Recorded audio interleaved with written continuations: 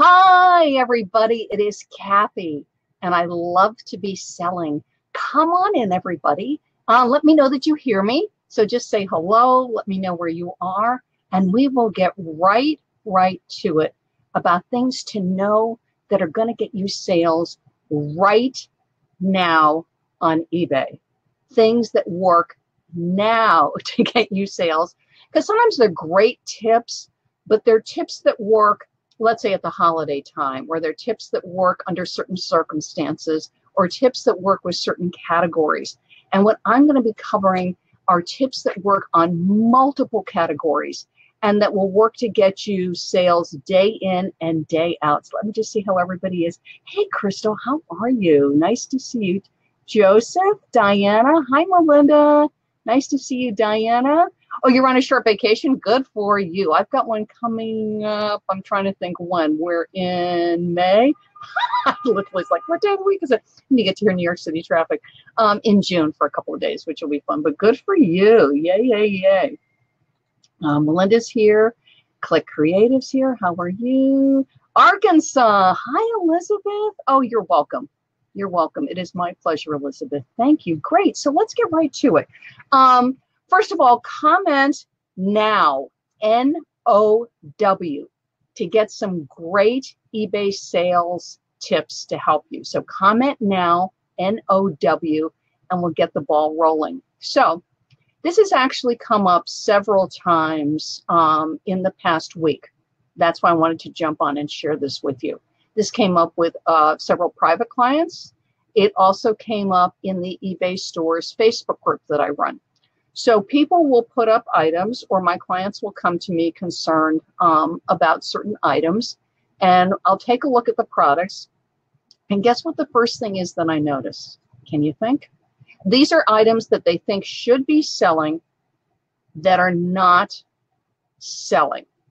So what is one of the first things, if you've got an item that's sitting and you think it really should be selling from the research you had done when you listed it, and it's just sitting there, it's not moving, what would be one of the first things that you would check? Can you think?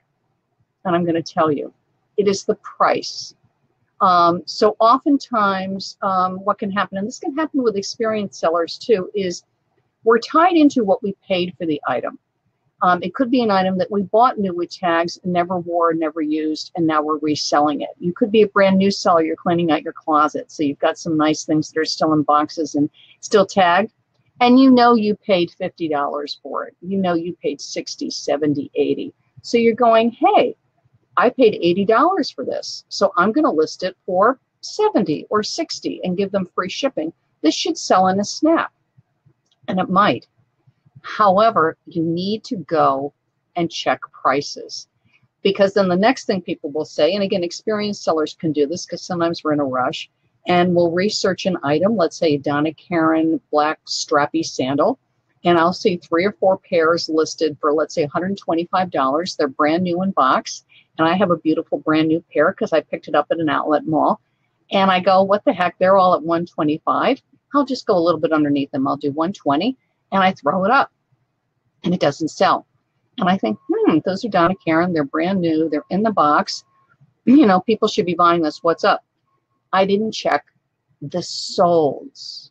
It's not just what the item is listed for, is what it sells for, and what it sells for now. And again, experienced sellers will fall into this more than the less experienced sellers. I might have had a pair of Donna Karan strappy black sandals new in box a year ago, and I got $120 for it.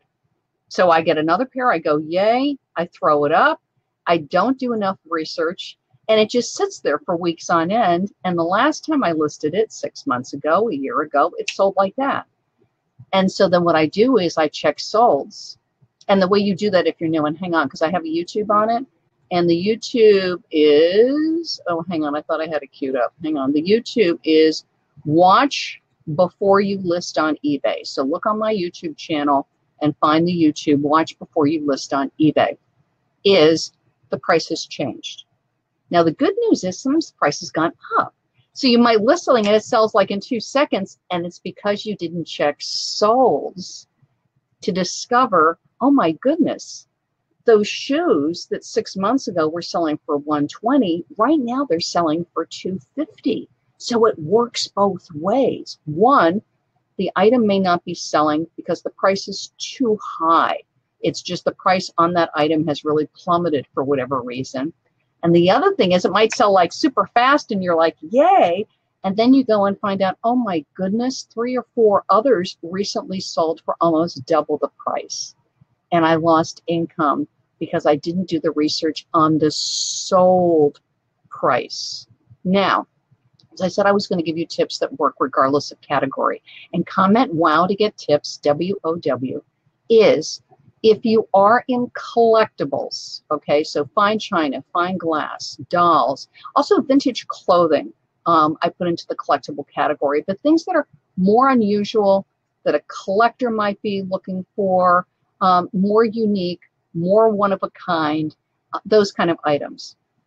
Oftentimes in those categories, the price goes up and down very much like the stock market. And if you are experienced in that category, I'm going to pick something like Pyrex because there's a lot, is you just happen to know that that pattern is normally very unusual. And for some reason, 3 or 4 people all of a sudden have found this pattern and have listed it and brought the price down.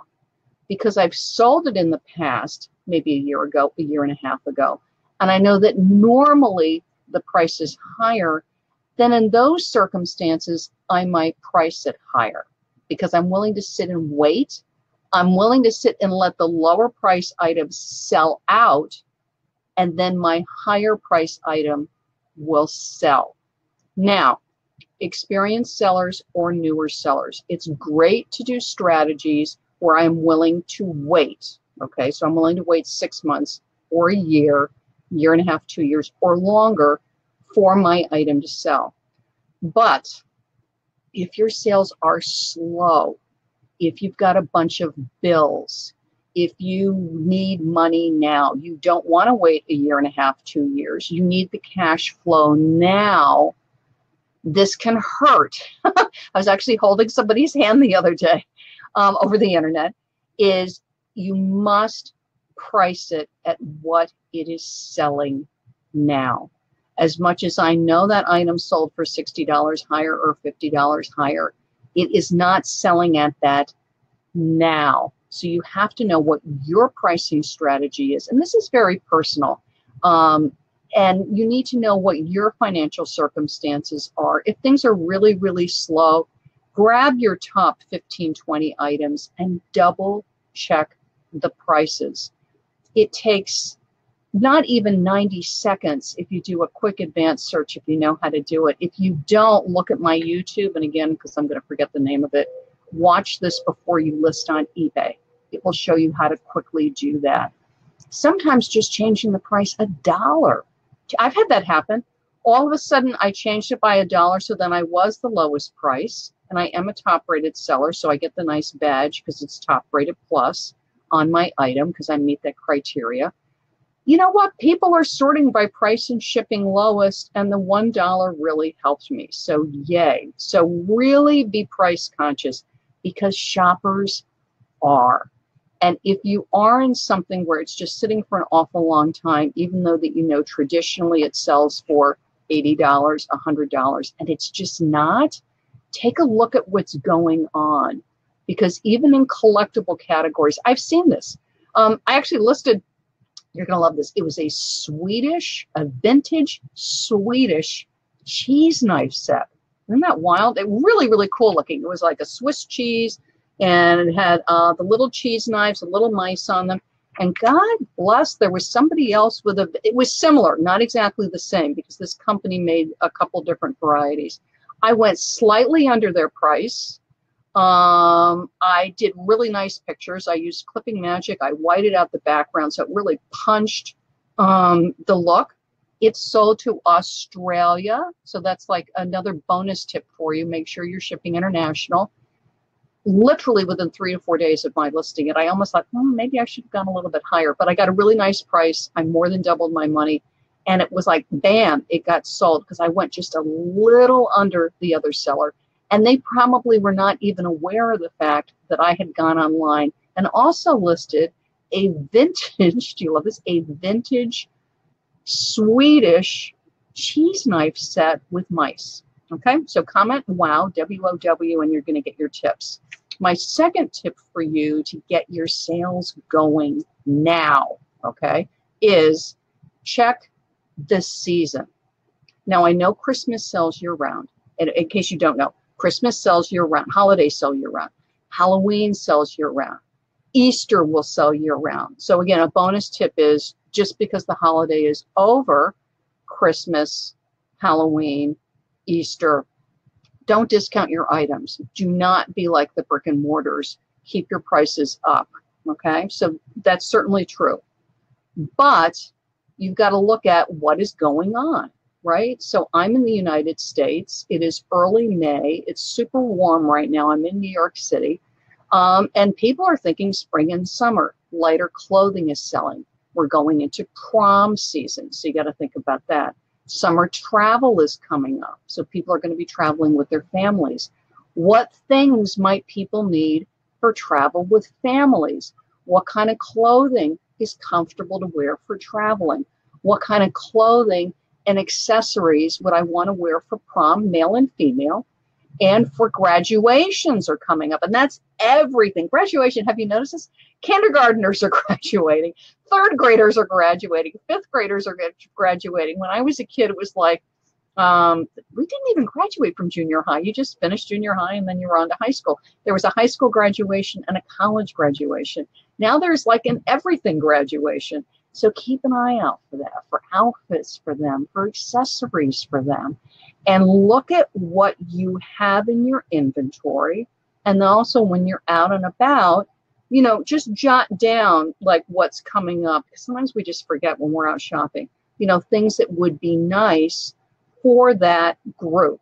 You know, toddlers graduating, seventh graders graduating, high school graduating. What are they going to be wearing? What are they going to need? What do the moms need? What do the dads need? What do the grandparents need? Don't forget, it's a whole family event when somebody graduates. Keep all of that in mind. And then your items, and be sure to comment wow, W-O-W, the items that you find. So let's say you have some really nice party dresses. So you've got stuff that's really perfect for proms, perfect for graduations, okay? Be sure to push it out on social media. It's going to be super helpful. So put it out on Facebook and Twitter and Pinterest and Instagram. So that way your shoppers can find you. My last tip for you, because I promised to give you 3, it's turned into more like 5, but my last tip for you is be sure to answer customer service questions as fast as you possibly can. It's one of the things as a smaller to medium-sized seller. And this is true no matter where you're selling, whether you are on eBay or Etsy or Bonanza or Poshmark. The faster you can answer the questions, the more often you are going to be able to grab the sale. And this is why. A lot of the big sellers, and by big seller, I mean a multi-million-dollar seller who's on multiple channels, most of them are using some kind of automated answer for customer service questions. Because certain sites will mark you like they're looking for you to respond, you know, within an hour or 24 hours to that question. So the larger sellers oftentimes will have an automated chat system or an automated reply system set up so that when I ask, hey, you know, is that a really dark gray or is that a lighter gray? Is that a teal green or a Kelly green? I'm going to get an automated response saying, thank you for your question. You know, our team is looking into it and they will get back to you, okay? The other thing with large sellers, in case you haven't noticed this when you're shopping on eBay, is if you question them on Friday, they very often do not work on Saturday or Sunday. So if I put a question out Friday, I'm not going to get an answer until Monday. And sometimes they don't answer at all. So always keep, I've got my phone here, always keep your phone or your tablet or whatever nearby. And I realize a lot of people have, you've got jobs, you've got family. I totally get it. And I don't want anybody getting in trouble with their jobs for walking around with your cell phone. But you want to regularly check your messages. Make sure your notifications are set up so that you get the messages. If you get a message, you cannot. I had somebody message me yesterday afternoon. I was out all afternoon. They wanted measurements on an item, and they wanted a very specific measurement. So I messaged them back when I get them question. Got your question. I'm out right now.